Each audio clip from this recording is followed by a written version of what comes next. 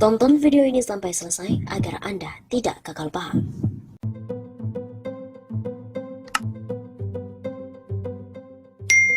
Megawati digugat DPRD sampai 40 miliar rupiah. 4 orang anggota DPRD dari Samosir, Sumatera Utara menggugat Ketua Umum PDIP Megawati Soekarno Putri. Gugatan ini dilayangkan karena 4 orang ini tidak terima dipecat dari PDIP. Dilihat melalui Detikcom dari situs Sistem Informasi Penelusuran Perkara SIPP Pengadilan Negeri Bali G, Selasa 5 Oktober. Gugatan itu telah terdaftar dengan nomor Perkara 96-PDT Sus Parpol 2021-PN BLG.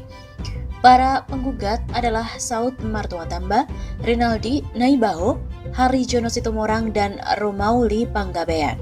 Ada 4 tergugat dalam kasus ini, yakni yang pertama adalah DPP PDIP Megawati Soekarno Putri selaku Ketua Umum PDIP dan Hasto Kristianto selaku Sekjen PDIP. 2. Ketua Mahkamah PDIP. 3. DPD PDIP Sumut Rapidin Simbolon selaku Ketua DPD PDIP Sumut. Dan yang keempat, DPC PDIP Samosir serta Ertati Siahaan selaku Ketua DPC PDIP Samosir.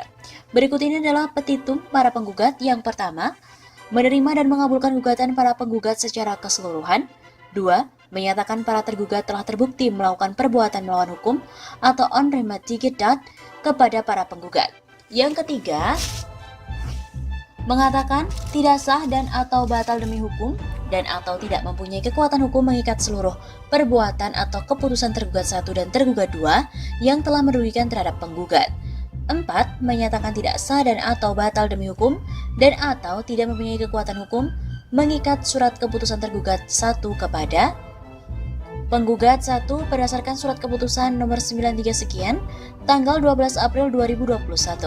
Penggugat 2 berdasarkan surat keputusan nomor 94 sekian tanggal 12 April 2021.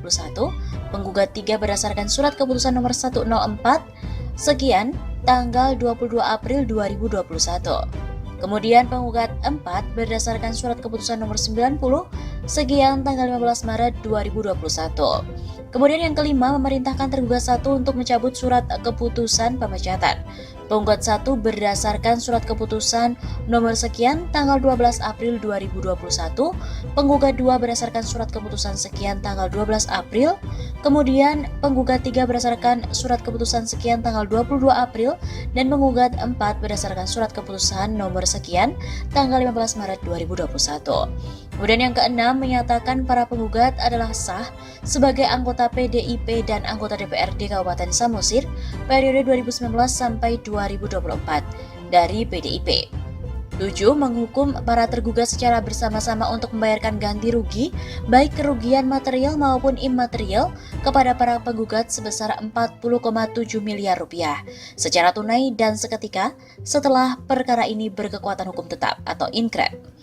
8. Menyatakan tidak sah dan atau batal demi hukum dan atau tidak mempunyai kekuatan hukum mengikat surat permohonan pergantian antar waktu anggota DPRD Kabupaten Samosir untuk para penggugat yang diusulkan tergugat 4 kepada Ketua DPRD Kabupaten Samosir masing-masing tertanggal 10 Mei 2021.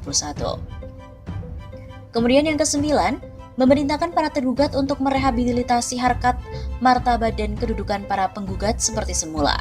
Yang ke-10 menyatakan putusan ini dapat dijalankan terlebih dahulu secara serta-merta meskipun ada upaya hukum VZ, banding, kasasi maupun upaya hukum lainnya. Yang ke-11, menghukum para tergugat secara bersama-sama dengan tanggung renteng untuk membayar seluruh biaya perkara yang timbul dan mungkin timbul dalam perkara ini. Atau apabila Majelis Hakim Pengadilan Negeri Bali G yang memeriksa dan mengadili perkara akuo berpendapat lain, maka dengan ini kami memohon putusan yang seadil-adilnya. Lalu, apa yang menjadi tanggapan PDIP Samosir? PDIP Samosir memberikan jawaban atas gugatan 4 orang anggota DPRD Samosir itu. PDIP menilai Pengadilan Negeri Bali G tidak berwenang menangani perkara tersebut.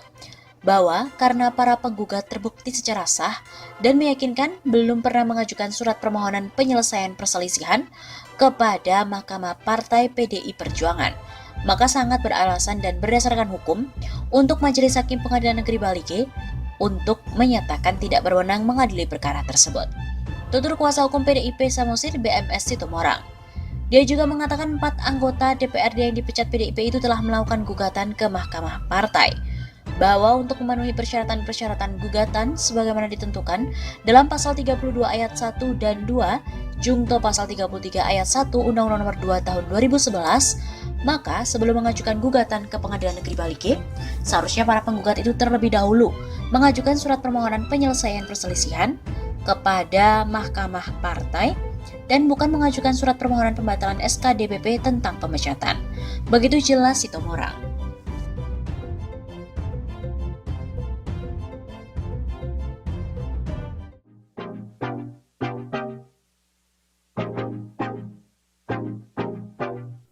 Wah, kader PDIP berani-beraninya untuk melawan Megawati Soekarno Putri. Bagaimana ceritanya? Simak selengkapnya.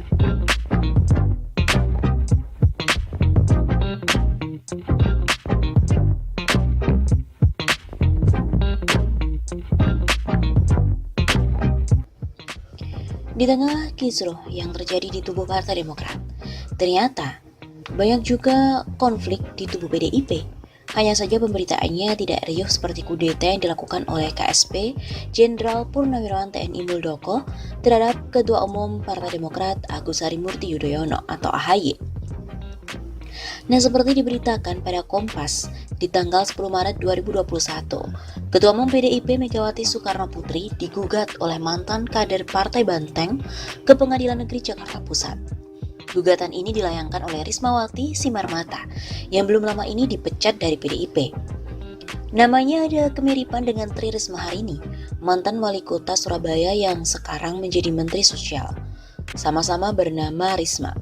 Keduanya juga kader PDIP, tapi beda peran dan juga posisi. Rismawati Simarmata berani menggugat Ketua Umum PDIP Soekarno Putri Megawati setelah dirinya dipecat dari Banteng Moncong Putih itu.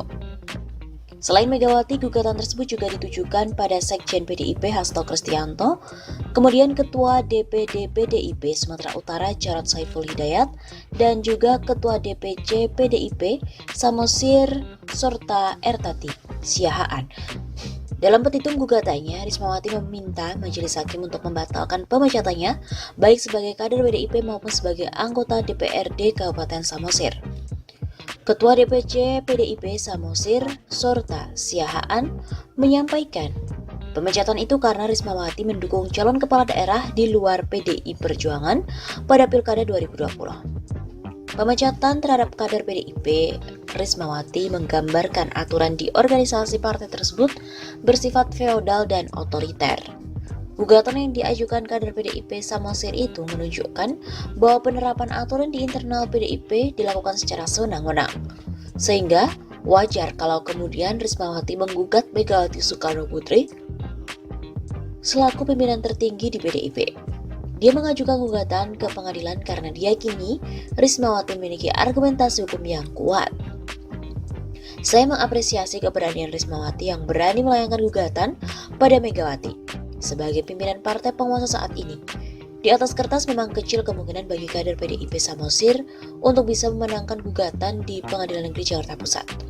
Namun di tengah kultur feodal di tubuh PDIP serta kuatnya kekuatan oligarki partai saat ini, keberanian Risma untuk menggugat Megawati perlu diacungi jempol. Bagi kader partai seperti Rismawati Simarmata, pemecatan dirinya dari keanggotaan dari partai itu boleh jadi merupakan penghinaan terhadap harkat dan martabat dirinya. Oleh karena itu, gugatan yang diajukan Risma kepada para petinggi PDIP merupakan satu bentuk perlawanan terhadap perlakuan sewenang-wenang di tubuh partai. Jangankan kasus pemecatan kader partai, ada kasus penyalahgunaan organisasi parpol yang dilakukan oleh pimpinan tertinggi partai bisa kok digugat ke pengadilan. Hal ini menunjukkan bahwa parpol bukan milik perseorangan atau milik keturunan dari tokoh tertentu. 2 tahun lalu salah seorang kader Partai Nasdem, Kisman Latuma Kulita, menggugat keabsahan Surya Paloh sebagai ketum Nasdem. Kisman menyebut masa jabatan Surya Paloh seharusnya berakhir pada 6 Maret 2018. Menggugat keabsahan Pak Surya Paloh sebagai ketum, periodisasi jabatan ketum untuk 5 tahun. Kata Kisman setelah mendaftarkan gugatan perdata selisih internal parpol ke Pengadilan Negeri Jakarta Pusat pada Rabu 6 Februari 2019. Kisman berpatokan pada surat keputusan Kemenkumham tentang pengesahan kepengurusan Nasdem yang diteken Menkumham saat itu, yaitu Amir Syamsuddin pada 6 Maret 2013. Sedangkan pada pasal 21 Anggaran Dasar Nasdem diatur periodisasi kepengurusan selama 5 tahun.